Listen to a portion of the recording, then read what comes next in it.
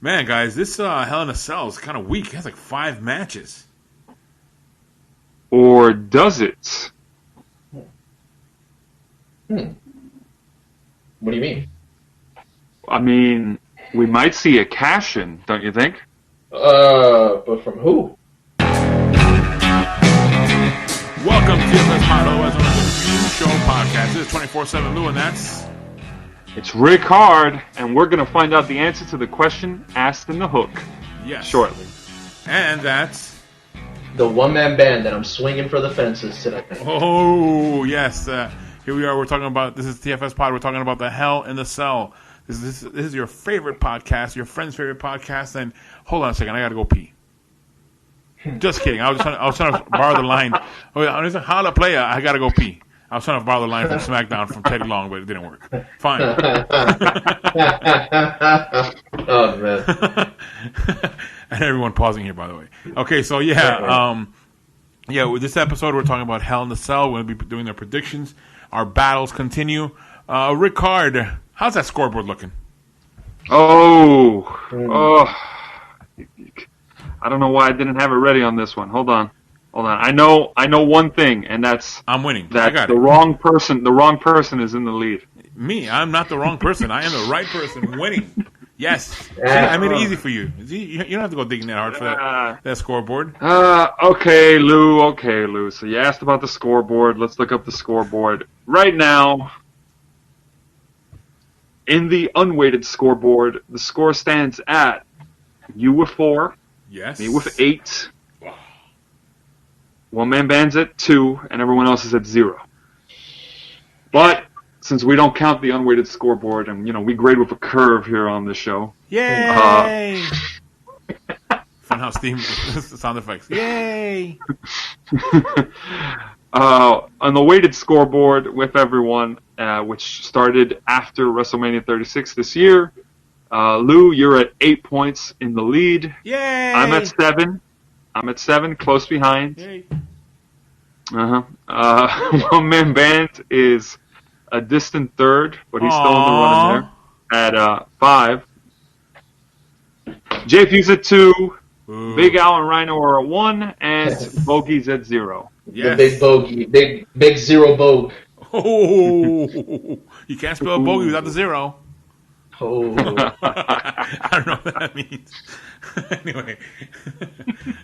He's a big O. What about the big O? Yeah, in golf, the big bogey. Yeah. Oh. And if you hit this bogey, come on, say something. Come on.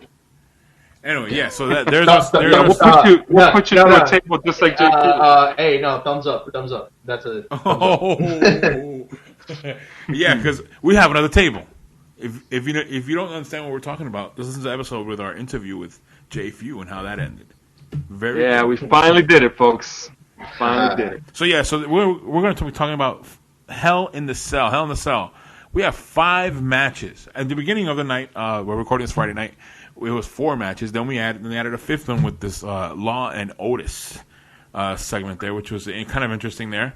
Kind of funny. Yeah, actually, I gotta disagree with you, Lou, on this one. Law and Otis, I gotta say, WWE, I'm very ashamed. That was the most uncreative thing I've ever seen.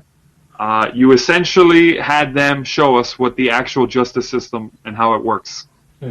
That required no imagination. It got depressing at the end. Bribery.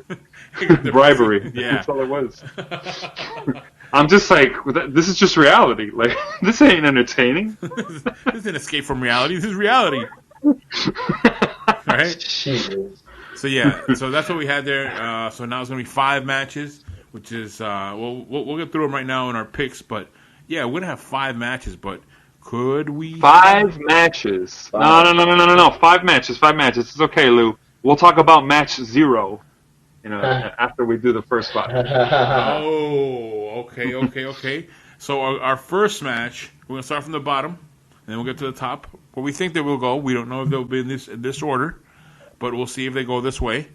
We're going to start off with the first match. It's going to be Otis with Tucker versus The Miz with John Morrison in a singles match for Otis's Money in the Bank contract. That was because Judge Bradshaw Layfield said, who changed his decision and made it a match in Hell in the Cell. So here we go. First pick. I'm gonna go. No, first. it's not. It's not in the cell. It's not in the cell. Let's. Sorry, it's Hell in the Cell pay-per-view, but not in the cell. Yes. Okay. Yeah. We have to say that because despite not being in the cell, this pay-per-view has 3 Hell in a Cell matches, which I think is way too much. But that's a different story. Yeah. Yeah, and if you've ever been to pay-per-views, they're I don't know. To me, they're kind of difficult to watch live, but they're okay to watch on TV. On TV it's fine because you got the camera on the inside. Yeah. But if you're in the nosebleed, you're above the cell, it looks very weird. Yeah, that Twizzler cell does not help. Yeah. So okay, that's the first match. We're gonna have Otis versus The Miz for the Money in the Bank contract. Otis is on the Money in the Bank contract. So I'm gonna go first on this one. And here we go. Oh man. Drum roll. Drum roll, please. I can't copy anyone now. I'm going first. All right, I can't copy anyone because I'm going first. It sucks. Yep. No. And there's his laugh. Okay, folks, so I'm going to go on this one. Oh, man. I know. I can feel it in the air where everyone's going against me on this one. But I think in this match, I think Otis retains. Otis keeps the contract. I know it's crazy. Otis keeps the contract. Yes. Wow. Yes. I don't know. Because isn't Otis on SmackDown and Miz because of the draft? He's on Raw. Yep, they are on different shows. Yeah, they are on different shows.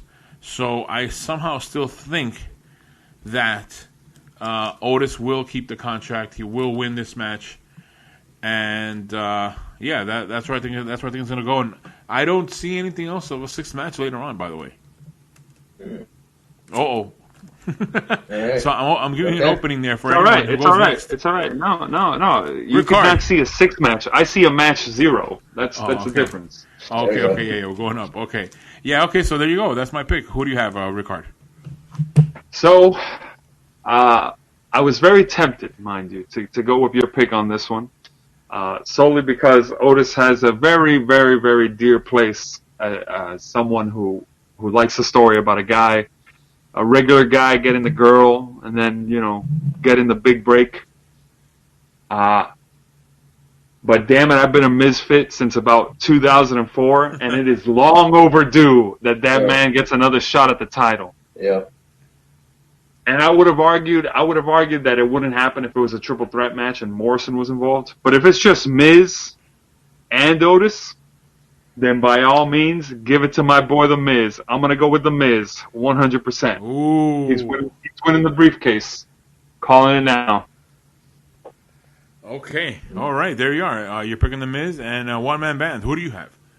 So, up until probably yesterday, I would have probably chose Otis 100% because, just like Ric-Hard said, I'm a fan of Otis. I love the underdog story and him, getting the girl, getting the contract, all this good stuff. But the thing with this whole situation with The Miz and it playing out the way it is, it's intriguing. This is very intriguing, and I think the WWE is cooking something, and I have a feeling that it has a little bit of Miz sauce on it. So I think just because of that, because it's just Ric-Hard probably is on that same wavelength with me. We'll talk about it later, but I think that The Miz is gonna get the contract. Ooh, and we'll talk about this later. We'll see. You'll see why. But That's right, Lou. We're gonna go with The Miz. I'm gonna go with The Miz. There you go. Don't adjust your headsets, folks. That wasn't a mistake. Nope. All right. Okay. There we are. Okay. So there we go. That's we have 2 for The Miz, 1 for Otis. Let's go. Next match. It's going to be Jeff Hardy versus Elias. Ric-Hard, who do you have? Mm-hmm. All right, so this is your classic follow-up to Who Done It storyline from SmackDown. Good props on WWE for some continuity there. Elias versus Jeff Hardy. Elias is coming back Jeff Hardy can afford to lose a match. I'm going to say Elias gets the win. Okay. Elias. Also, he's got an album to promote, so why not? Yeah, I kind of like that. I kind of like the song. So yeah, it was pretty good, wasn't it? I was expecting him to get interrupted, and this would all just be a troll or something. But no, I guess he was apparently doing something while on break. Yeah, he took the time off to learn how to sing. So yeah, next one. One-man band. Who do you have? So this one, this Jeff Hardy versus Elias. Look, honestly, my opinion, Jeff Hardy is a legend in the business. He honestly doesn't need this win. He doesn't need it. He's well established. I'm pretty sure that he's gonna give the rub to Elias, like you guys just said. Elias is I think this is his first match, his first pay-per-view in a couple of months, because I think he was out with injury, if I'm not mistaken. Yeah. Or he was on the shelf. So I think this will be a good propulsion for Elias, especially like you guys said that he's promoting the album. He's pretty good. He's pretty good, by the way. Like one man band. I hate to interrupt, but he was hit by a car. Of course, he was on the shelf. Well, yeah, that's what I'm saying. He was hit by a car. Anybody would be put out of commission for quite some time. So, I know that this whole idea is that he feels that it was Jeff Hardy, even though it was already established that Jeff was framed. But whatever, this is wrestling logic. So, with that, yeah, I think Elias gets the rub. He's got the CD coming out. It's his first match, first pay-per-view back in a while. Like I said, Jeff Hardy doesn't need it. Jeff Hardy is bulletproof at this point. Let him. He'll get the win, and then they'll probably have another match, like a rubber match, and he'll give the win to Jeff. So. All right. So this will be Elias. Elias, woman band with Elias. Okay, my turn to pick. In this one, yeah, I kind of I'm starting to agree with you guys. I don't see anything going on with Jeff Hardy going on to Raw now, and this new storyline with Elias, it just gives him new life as he comes back, and of course he has the album, so maybe something to be walking around a little bit proud about, because you're walking with Elias. That's what WWE stands for. Mm-hmm. So, yeah, I'm going to pick Elias to win this one. Wow, Lou. You bashed the guy's singing voice, and then you hit Control-C on our picks. No. I don't see anything going on. If you tell me there's a continuing storyline with Jeff Hardy, okay, maybe he loses. Like when we had when he was fighting against Sheamus. It was interesting. It was good. It was a good storyline that was dragged on for a while, but I don't see anything going on with him. So there we go. Next match we'll talk about. Let's talk about the next one. It's going to be Bayley versus the champion versus Sasha Banks in a Hell in a Cell match for the WWE SmackDown Women's Championship, which we did see how they signed that contract, which reminds me of how we were able to sign here on TFS Pod. Ric-Hard to be on board with us. Hey, I'm still waiting for that rider clause to be fulfilled. To be implemented. Yeah. So okay, I was promised one date night with Dana Brooke. Oh man. I think Batista beat you to the punch. Oh. Yeah, my problem was while Lou had me signing it, I didn't notice that the term stated until 2030. Well, I think Batista just put the Batista bomb on that one. So. Ooh. All right, so let's go with the first pick. So one man band, you go first. Who wins this one? All right. So, with this Hell in a Cell with Bayley and Sasha Banks, I believe Sasha Banks now has faced everybody from the Four Horsemen. The Four Horsewomen in this case with this Hell in a Cell match. I know she fought Charlotte. She battled Charlotte 1 year. She did with Becky. I think was it 2 years ago, if I'm not mistaken. I think it was last year actually. Or maybe last year. Okay. Yeah. And now this year with Bayley. Sasha Banks' record in she's lost all of them. Yeah, that's what I was gonna say. She's lost all of them except for this one. I think it's time. Bayley's been the champ for over a year now. They just had the switch. with the draft and all that. And I think it's time. I think it's time for Bayley to drop it. And I think what will happen is Sasha Banks will win, get the belt, and I think this will be a feud that will carry on to WrestleMania, in my opinion. So Wow. I think so. So I'm gonna say Sasha Banks takes this one, and she will finally get the win. All right, there you go, Sasha Banks. All right, in this match, my turn to pick. In this one, I see how they were mentioning on SmackDown that it's been one of the longest reigns, or the longest reign for her, like 380 something days as champion for Bayley. So that was interesting. She's past the year. Yeah. Mm-hmm. That was interesting that they did mention that. So I think because of that, I'm leaning with Sasha Banks to win this. I'm leaning with her to break that the long streak of her holding the title, and I don't know. They've been stringing us along for the longest with this turn, and finally we get this match in a Hell in a Cell. I thought it would happen on WrestleMania, but I think Sasha Banks wins it, and I like what One Man Band said. So I think by WrestleMania we'll get a resolution to this finally, but we're months away from that. So yeah, I picked Sasha Banks. And I do think that Otis would cash in if he had a chance, but he's not.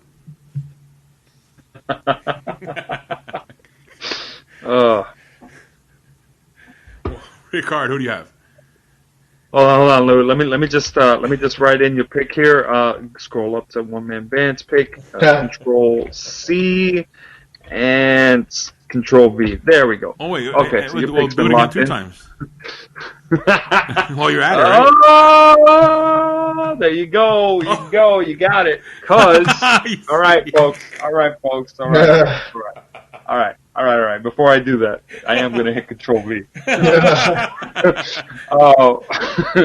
But I can at least give my logic here. Okay. So as previously mentioned, Sasha Banks is cursed when it comes to these Hell in a Cell matches. Yes. First off, she's lost all her previous Hell in a Cell matches. Mm-hmm. And if I'm not mistaken, she's also cursed with the table spot, where she can't break through it. She can't. Because she's not heavy enough. But I think she's going to break the curse at Hell in a Cell. Yeah. She's going to beat Bayley because, number one, Bayley has had it coming this entire time. This is a story that's been told over years. Yeah. And the closest thing that comes to mind in terms of long-term storytelling leading up to a Hell in a Cell match has to be SummerSlam 2008, Edge versus Taker, where near the end of it he just started using everything that Edge did to him. And I think we're going to see something similar to that. You're going to see a lot of references to their past. There's going to be a chair spot. There's probably going to be a table spot, hopefully done properly, with a cooperating table. And Sasha Banks will win. And not only that, I think she might actually break her curse and actually successfully defend the title the month afterwards at the next pay-per-view. Ooh, for following pay-per-views, okay. Because she also has that curse where she wins the title and then she loses it back. Yep. To someone. So I'm going to say Sasha Banks. And with that, let me just... There you go. Control V. Hey. I'm honest. Yes. Technically, it's considered copying only because One Man Band got to pick first. But he took the words right out of my mouth. And by the way, while we are reaching our second to last match, quote, if we have a third one.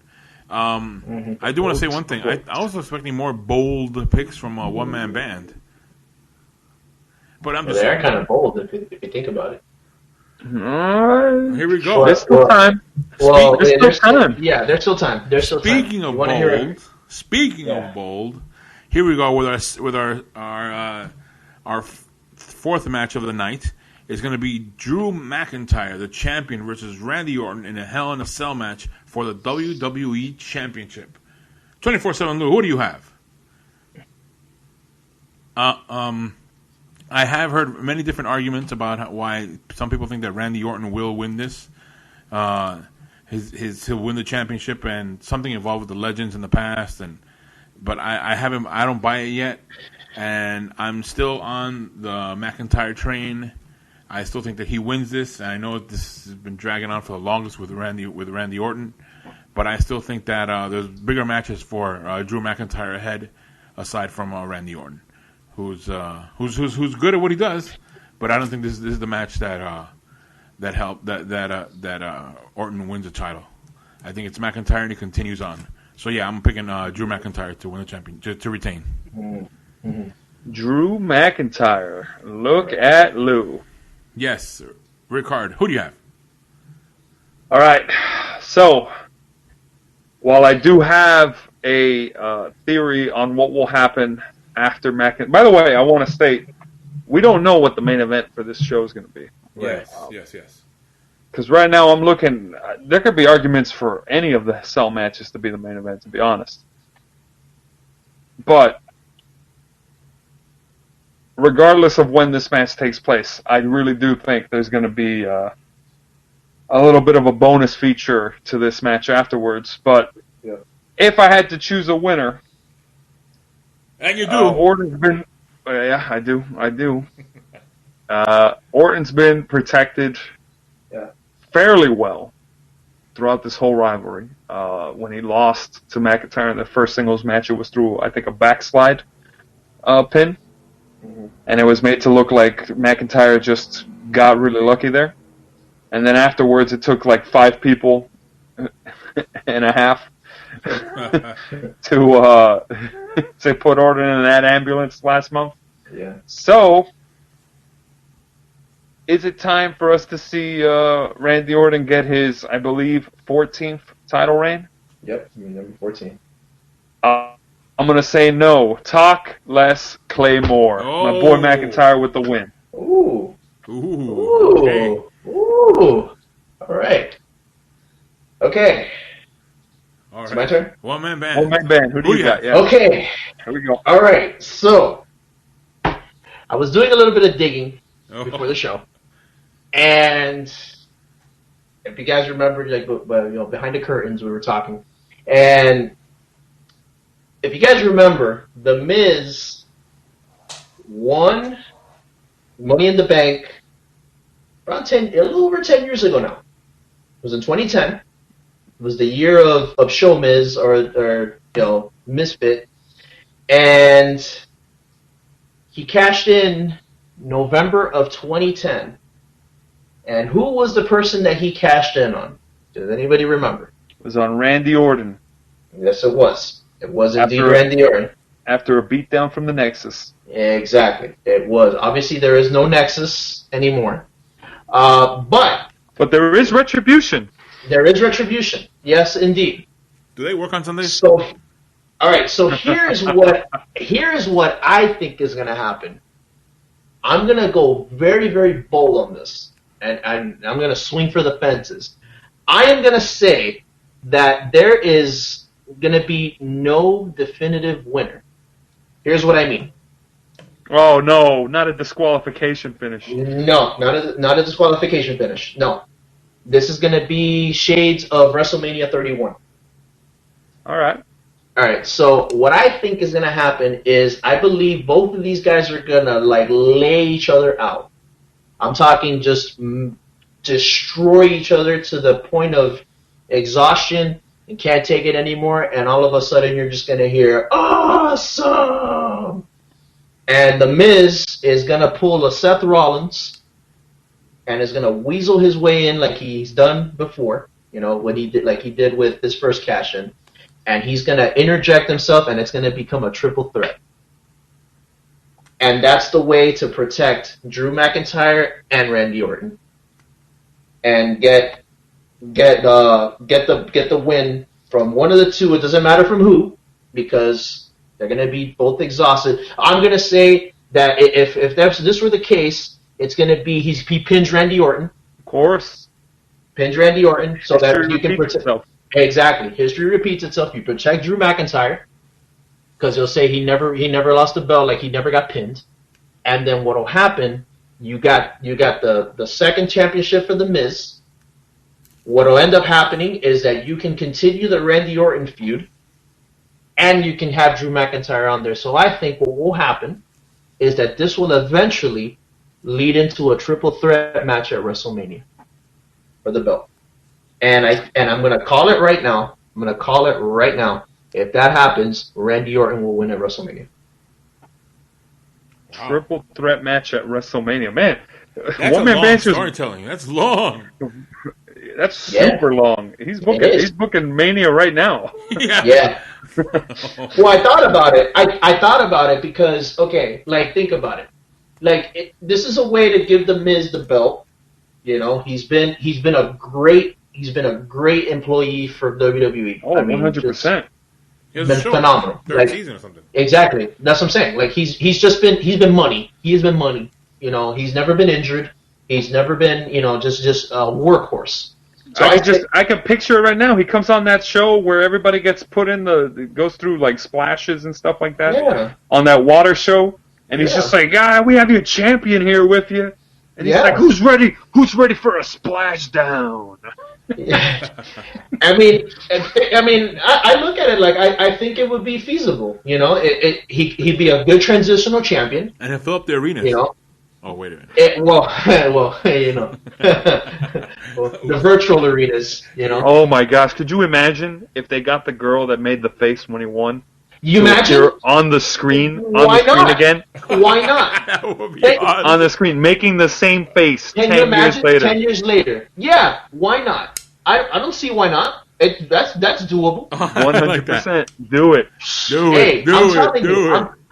I'm telling you, I think this is more feasible than you might think. I think this can happen. I really think that this is the Miz's time. It'd be the 10-year anniversary of him cashing in. It makes a lot of sense, and it just so happened that the stars aligned. That it just so happens to be Randy Orton right here in the main event. It just makes a lot of sense. I feel like this might happen, so I'm gonna go with that. I'm gonna say that there's no definitive winner. Miz cashes in. And he pins Randy Orton and becomes the champion. Okay. So for the sake of predictions, we're gonna go with because we have to do it in a way where points can align here. Okay. For the Drew McIntyre Randy Orton match, you're gonna specifically say no winner, which is an option. No winner. No winner. Okay. And then we'll add. We'll talk about it. We'll talk about it in terms of the scoreboard for the sake of points. Yeah. No winner is your official. Yeah, no winner. Okay. All right, no winner, and that's fair because let's look at the last 2 Hell in a Cell matches. Yeah. For the last couple of years, no winner is actually more common than we like to admit. Yeah. Very true. Very true. As of late, it's a lot more common than we care to admit. So. Well, Hell in a Cell is a very transitional pay-per-view in the now, yes. Yeah, that's what I'm saying. Like a lot of times, like they just kind of use that as a filler to get to the next big event. So you mean Survivor Series, one of the big four? Yeah, that's what I'm saying. So. It used to be. Wow, our rivalry's pretty intense. How can we take this to another level? How about we throw it in the cell? Now it's October. Who can we throw in the cell? Okay, there we are. Okay, no winner. All right, no winner. Bold predictions, Lou. Are you satisfied? Yes. Okay, now next match. Here we go. Let's see. Let's see if we have other bold predictions in this one. Please for the points. Anyway, for the points. Yeah. Was it FTP? FTP. Hashtag FTP. For the points. Okay, here we go. So the next match is going to be Roman Reigns, the champion, with Paul Heyman versus Jey Uso in a Hell in a Cell I Quit match for the WWE Universal Championship. Ric-Hard, who do you have? All right, so we saw a little glimpse of what might happen at Hell in a Cell on this past SmackDown. And we saw some twin magic play out. So with that in mind, I think we might actually see some twin magic play play out for the Hell in a Cell, and we might see a startling new. I'm just kidding. Roman Reigns is winning. Come on. Come on. Who on earth is looking at this match going, man, Jey Uso, that's gonna be the new champ, 100%. He's gonna be the new Kofi Kingston. The question of this match is not who's gonna win it; it's how Roman Reigns is gonna win it. Yeah. And the answer that I'm gonna say is Jey Uso's gonna get beaten within a ridiculous amount. The cell door is gonna get opened. Jimmy's gonna walk in there along with some officials and stuff. Reigns is gonna throw Jey out of the cell, lock himself in the cell with Jimmy. Probably take the key from an official because why not? And Paul Heyman maybe work something out so that he has the key inside also. And they're just gonna beat up Jimmy until Jey says I quit for the sake of sparing his brother from the beatdown. Yeah. Ooh, good one. And that's how I think Reigns is gonna win it, just so that Jey doesn't look like a scrub, even though we kind of did that last pay-per-view already. Yeah. All right, one-man band. Who do you have? Really, no. All right, forget who you have. How do you think it's gonna go down? All right, so obviously it's not nearly as elaborate as my last prediction. So yeah, I think it's gonna be so decisive. Roman Reigns is probably gonna be like the tribal chief beatdown in this case.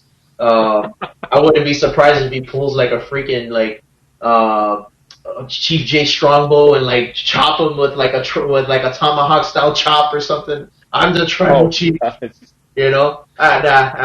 joking. But honestly, I'm pretty sure that Roman Reigns is gonna just Superman punch the crap out of him and just beat him into submission. There might be some twin magic, but it's not gonna matter. It's just gonna be too much. Roman Reigns is just on a rampage right now. As far as he barely has to do any talking. Just goes in, destroys. He is the Samoan Brock Lesnar right now. Good one. Yeah, he's the Samoan Brock Lesnar. Just goes in, bulldozes people.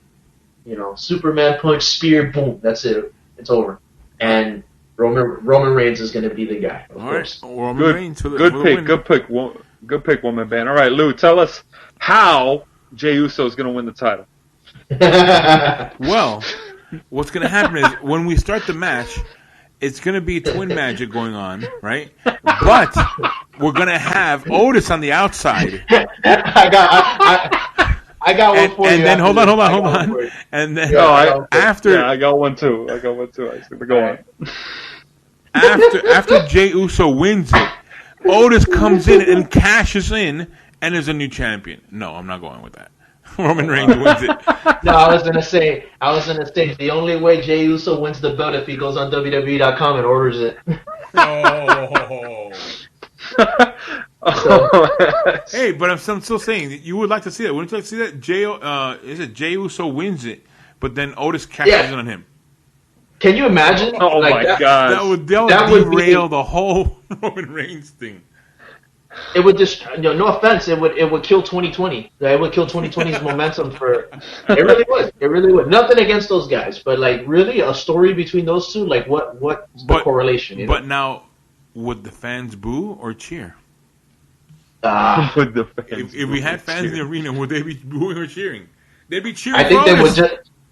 I think they would be in utter shock. Is there a soundboard for people getting out of their seats and leaving? No. They'll be cheering for Otis. They'll pull a Cartman. Screw you guys, I'm going home. No, but yeah, I pick Roman Reigns to win this. All the screens just go blank. Everybody leaves. Everybody's got another chair. Get out. Let's get out. Everybody just disconnects. I don't want to deal with this. What are you kidding me? Just starts getting dark. I pick Roman Reigns to win it. So there you are. Roman Reigns. All right, so we're all in agreement with Roman Reigns winning. Okay, now here's another scenario I want to point out to you guys. All right, so and this is gonna shock you guys, but all right, Reigns is beating up Jey Uso at the top of the cell. He's already beaten up Jimmy and like at the bottom of the cell and in the ring. Mm-hmm. And for some reason, you just see a truck pull up with sawdust in the back. And driving the truck is Jay's dad, Rikishi. Right? Oh, wow. Rikishi comes out of the truck. I don't know why he's driving a sawdust truck, mind you. Maybe he's going to try to tear down the cell to save his son or something. But then he decides to climb up to face Roman Reigns. And then Roman Reigns just says, quoting a certain legend who recently retired, just says, "This is my yard." And then he chokeslams, like mildly pushes Rikishi onto the truck of sawdust. Throwing a nice homage to the 2000 Armageddon Hell in a Cell. Oh my God. Jesus, and then, you're reaching. And then Jay goes, "Stop. I quit. Don't hurt my dad anymore." Man, the stretching going on here is heavy. That's stretch. I know. I shouldn't have done yoga before. Did somebody call Stretch Armstrong from 1992? Jesus, man. All right. So in all seriousness, now that we got the obvious match out of the way, and now that I've said this, I can imagine Vince going, "I'm gonna have Jay win now. Screw all three of them." We could talk about the match that's a wild card, and that is the foreshadowed match 0. Now, one-man band, you already have put on record what you think is going to happen in match 0. You think it's going to be... There's disagreement about match 0 already, in the fact that Lou thinks it doesn't exist. One-man band thinks it's going to be a triple threat, and he says The Miz is going to win. So we're gonna put a nice little match 0, and for the point, Miz is listed under one-man band prediction. Okay. Lou, you don't get the chance at a point on this one. so you're gonna get you don't get the chance at the point. If it happens, it happens. So. No. Nah, you put a blank right on there. I didn't think it would happen, but if it happens, I still have a chance to pick who I think is going to win. You cannot say, "I think Otis is going to win," and then say, "But I think Miz is going to cash in." That is the most ridiculous reaching I've ever seen. If it happens, it happens. If it happens, it happens. If it happens, number one, there would be no way that Miz doesn't win. Seriously. That's why I'm picking Miz. Yeah, I know. You can't get that point. If there's a competition going on, then yes. Then the scenario is presented as Miz and whoever the competitors are. Then if it's not in that scenario, I'm picking Miz. It's a line.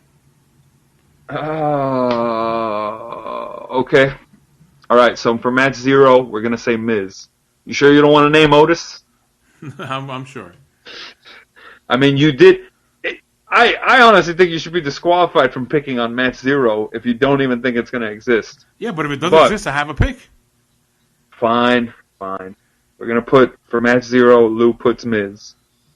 And I'm going to predict, since I did predict McIntyre wins, I'm going to predict Miz comes out and cashes in. Standard format. They're not going to do anything flashing, while I am tempted to say they would.